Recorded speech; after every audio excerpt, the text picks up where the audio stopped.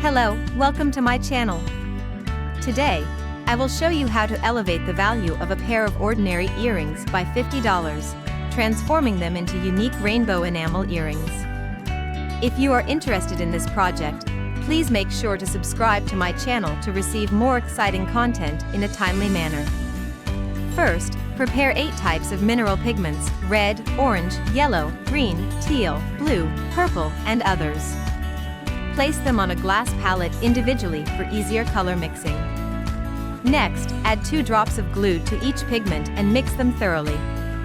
Ensure that the mixing is uniform so that the pigments can perform effectively. Then, begin coloring each loop of the earrings. Remember to cover each space and apply the pigments following a gradient order.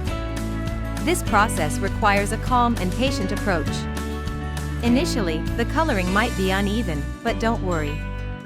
This process itself serves as a stress reliever, helping you relax and enjoy the craft. Finally, upon completion, you will have a beautiful pair of rainbow earrings. These accessories can not only add a touch of brilliance for yourself, but also serve as thoughtful gifts for your best friends.